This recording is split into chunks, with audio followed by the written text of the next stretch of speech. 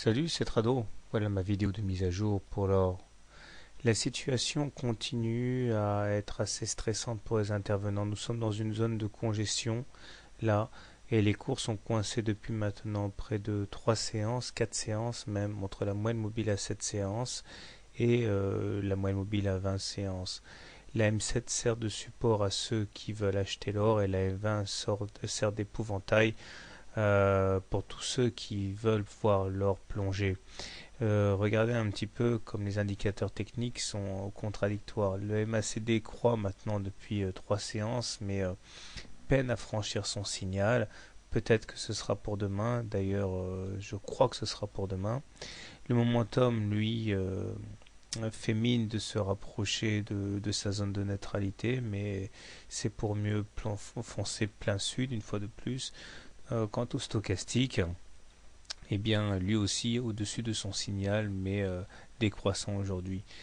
Je pense que le plus intéressant en termes de psychologie des marchés, c'est la forme du chandelier du jour qui montre qu'il y a eu une attaque baissière assez violente, puis qui a été contenue et qui n'a pas permis à l'or de clôturer sous sa M7. Donc ça c'est pas mal pour les haussiers.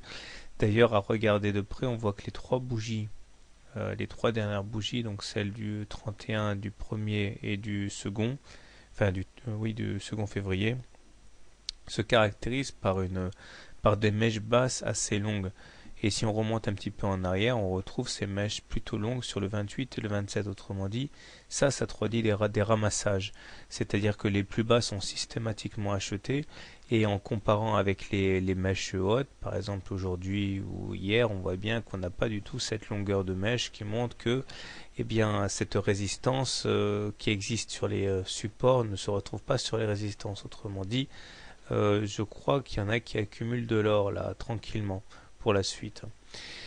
Alors, sinon, pas grand-chose. Si on s'en tient à ce qui est concret et qu'on ne tire pas de plan sur la comète, nous avons toujours ce double top ici qui entraîne un objectif ici vers les 1287 tant qu'on n'aura pas cassé à la hausse de manière franche la ligne de coup à 1378.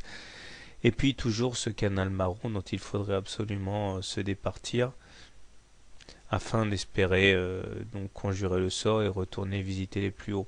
Je ne pense pas que nous soyons mûrs pour une attaque baissière franche, massive sur l'or. Il y a trop d'incertitudes sur le plan géopolitique, sur le plan fondamental, pour que l'or soit abandonné. Mais il est vrai que l'or a beaucoup d'ennemis, à commencer par le dollar. Alors comment trader justement à l'or demain? Si vous êtes haussier sur l'or, j'aurais tendance à penser que eh bien, ce qui a fonctionné depuis 3 séances devrait continuer à fonctionner demain, à savoir sur pénétration de la M7, il s'agirait d'acheter en espérant que l'on réintègre la zone M7-M20 en clôture. Si vous êtes baissier, par contre, et vous avez une très bonne zone de short, comprise entre le haut du canal marron et la M20, mais je dirais qu'à l'expérience, les haussiers sont en train de prendre doucement la main et on verra demain ce que ça va donner. Voilà, bonne soirée, bon trade et à demain.